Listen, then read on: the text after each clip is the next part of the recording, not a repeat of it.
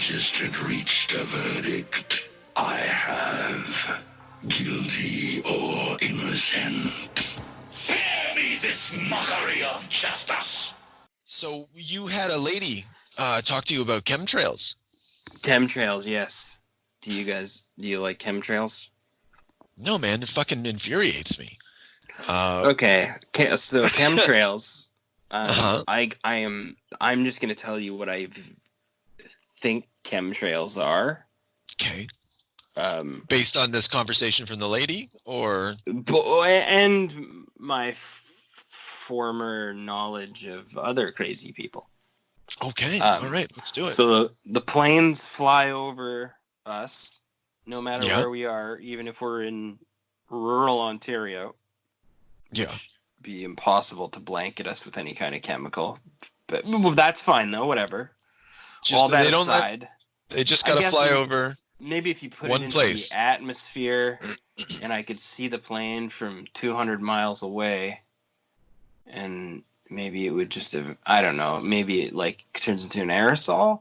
I don't know what the logic is. The planes fly over, the white trails behind them, and then that controls my mind, or maybe it makes me like dumb so that I go to work. Is that it? Yeah, that's more or less it. Yeah, or yeah, it depends on who you talk to. There's a bunch of different flavors, but that's more or less what it sums up to. Yeah. Okay. Or it makes you really sick. So I'm curious about what the lady was saying. Like whether or not it was controlling my mind or giving me cancer. Or the COVID.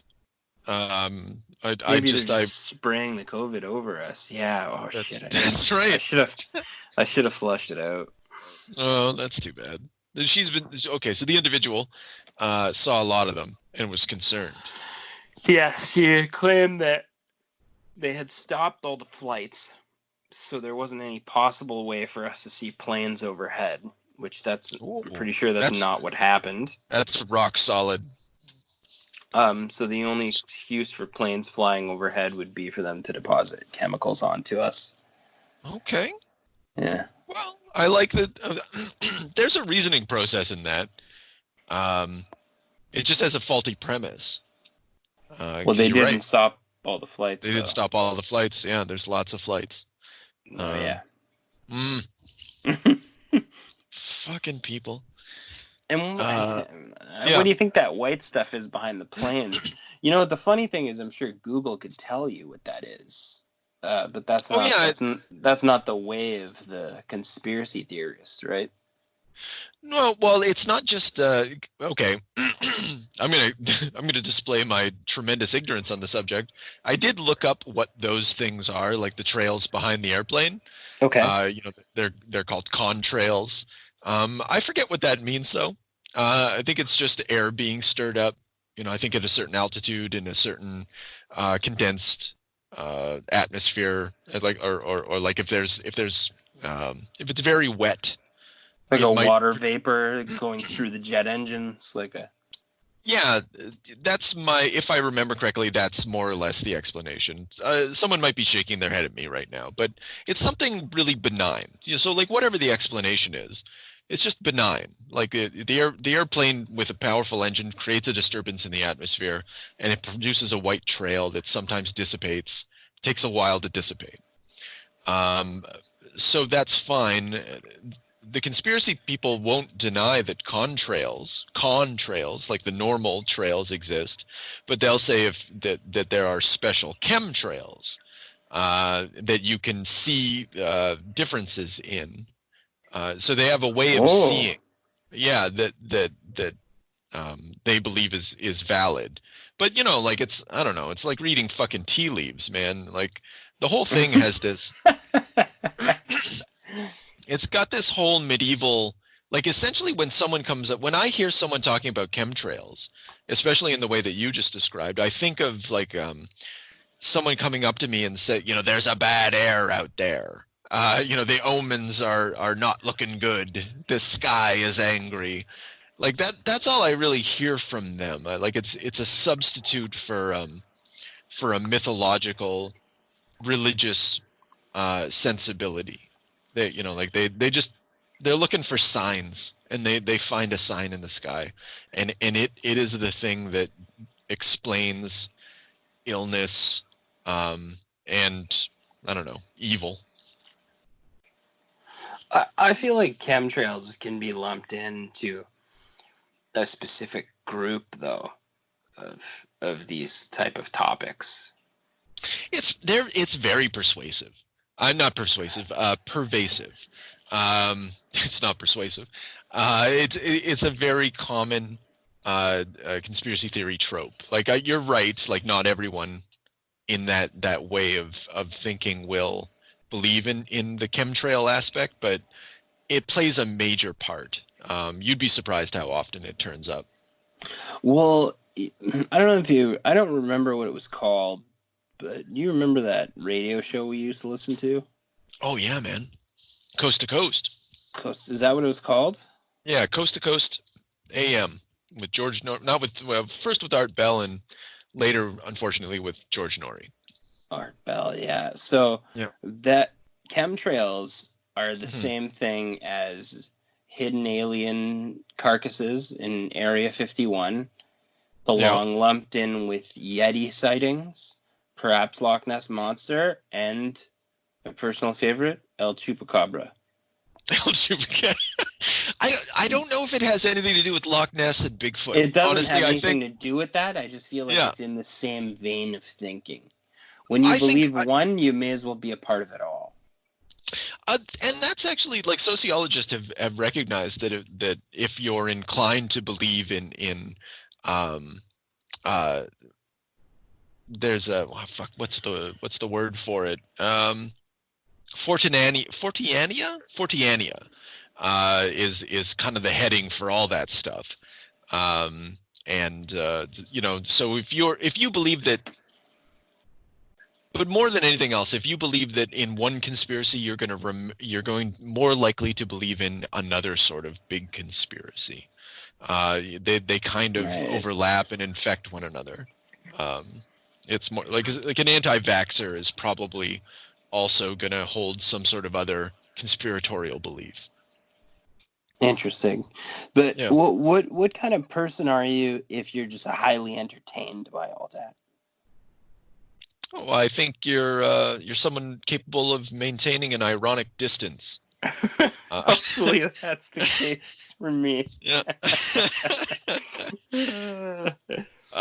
Well, because I love, I think that's another thing between the two of us that we kind of share, like we share it in different ways. I'm really interested in all of that stuff, but it frightens and angers me. I can't listen to too much of it or engage with it too often because I don't know. It brings out the obsessive quality in me because I just want to argue against all the nonsense, and I can't keep that distance. Well, that's why I like the radio show, because the radio show I thoroughly enjoyed. I like listening to it. I like pining back and forth. I like listening to the guests. But in real life, like when this person came to me and spoke to me about this, I locked up immediately. Like, I will not engage in that kind of talk in real life. Yeah. Well, because there's no fucking end to it. That's crazy. I can't do it. Like, we're not gonna, unless I was gonna be like a funny guy and like try and egg the person on, but that's a bit sick. So I don't have time for that either. Well, yeah, you literally don't have time for it. Like, if you egg one of the, and that's the thing. Like, I feel, and it's sort of wrong for me to think so, but I associate this behavior with mental illness. And so in the same way that I wouldn't want to egg on someone with a severe mental illness because they, like, one, it's cruel, and then two, they're just never going to stop. They're like it's not something that has an end. It's an overflow of thinking and talking and believing that you could never deal with. You can't have a proper conversation with them because you might as well be operating from two different universes. Yeah. What I don't understand is how these people like if you believe that there are chemtrails over our heads, how are you going to work? Okay. So this is a good opportunity to qualify what I had just said, because although I associate it with madness, I understand that it's a product of hyper-rationalism. So these people are able to go to work because they're perfectly rational, but within a certain aspect of themselves, they're hyper-rational. They've I don't know, not hyper-rational. They've taken a wrong turn. So, for instance, if you were to talk to one of these people about how would it be possible for them to be chemtrails, what could they possibly be doing? You would cite 7 or 8 different things. You would talk about Nikola Tesla. You would talk about, sorry for this, Section 152A, Chapter 32 of the U.S. Code Title 50, which enables, spraying for medical or industrial or military use. You would talk about Wilhelm Reich. You would talk about the GE Corporation wanting to conduct experiments on weather. You would talk about all sorts of shit. And so like there's these data points that they've sort of attached to and assigned all sorts of meaning and extrapolated a whole bunch of scenarios from. So it's not like it's insane, but it's also rational.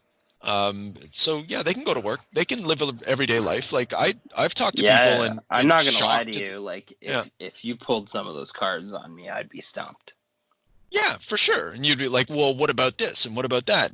And so that's another thing that makes talking with the conspiracy-minded individual so fucking exhausting, is because they've got a billion of these goddamn data points, but none of them add up to what they think they add up to.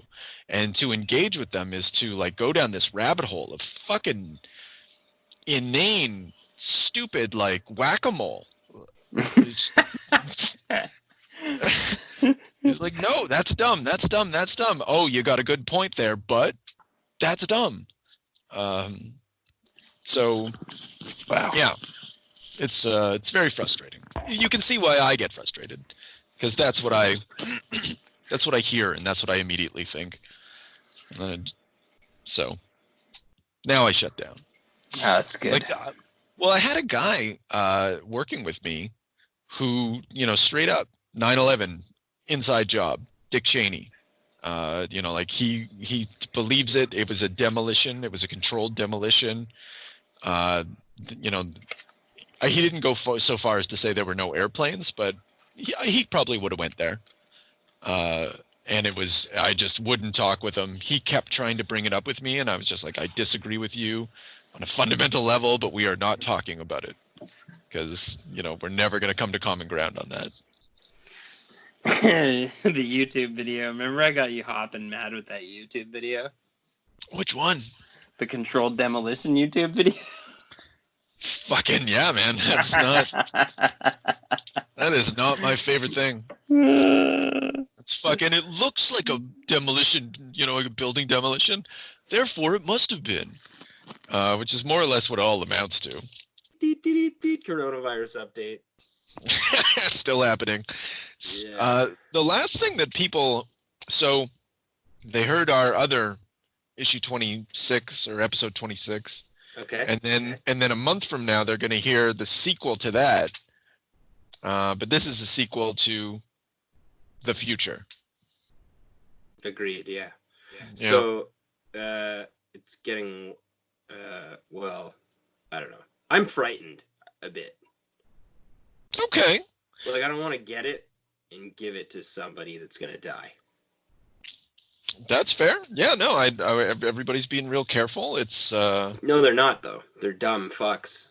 Well, you've been telling me about the dumb fucks. I'm seeing a lot of careful people around. I saw more care today, but then I saw also aggressive dumb fucks. Yeah, I don't think we're going to get rid of those. I mean, like, no, I know. You can't stop the people. Well, you know what the ironic thing is? Every one of the aggressive dumb fucks has been 60 plus. Yeah. Well, they lived their life. They're fine. Oh yeah, we lived through this. We lived through. You're on the chopping block. You dumb fuck. You get it? You might die. Me and Cynthia were talking about this, I and don't understand. I don't understand the obstinance. Anyway. well, it's possible, like, remembering the generation. This is the generation of duck and cover. This is the generation that used to have to like get in, actually drill for nuclear attacks that never came. And it's possible that to them, they hear echoes of that, and they think that it's not a clear and present danger as a consequence. Because we were so cautious before, and all it did was ruin our life. Well, now I don't care. We've lived through worse. This type of thing. It's not that, well, I don't know if it was worse. I mean, like, obviously duck and cover exercises were shitty, but the point is that they were taught to expect death at any moment for a decade, and then that death at any moment never came. And now we're in another situation where it's like, expect death at any moment, and they're maybe a little numb to that. I think we get a lot of Fifth Amendment overflow too. Like, the government's trying to control us. Like, no, the government's trying to stop the fucking hospitals from collapsing. You cock monkey. Yeah, well, they are trying to control us. Like that, again, they're not wrong. Okay, well, yeah, to a very easy to see end. Yeah, it's not like it's not. It's not want you to stay at home forever. Yeah, well, it's a false flag, man. Well, no one, like, honestly, like, the government doesn't want us to all be stuck in our houses not working. Trust me, they fucking don't want that. This is the worst thing for fucking modern capitalism right now, is to have everybody stuck at home not working. Yeah. All the money's coming from the fucking big dogs, Like, that's... Yeah, and I wonder about that. Corporate taxations.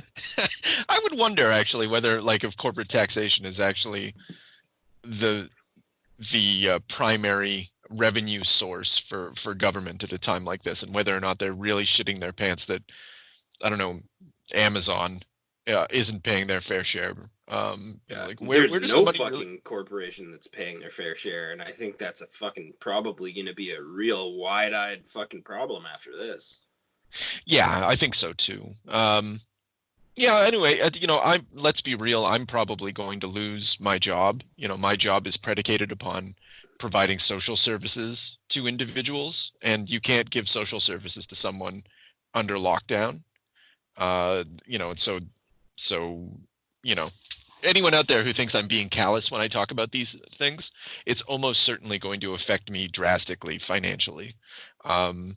That said, like, these, we have been through worse. So far, it appears that way. And this is unprecedented in its global scale and its global level of cooperation. But I remain confident that at the end of this, if we can find a balance with the virus, then things will go back to something resembling normal. But if we don't get a control of the virus, then our way of life is going to change forever, and it's just never going to stop. Life like this is now never going to stop. Now, all we need is a little energon and a lot of luck.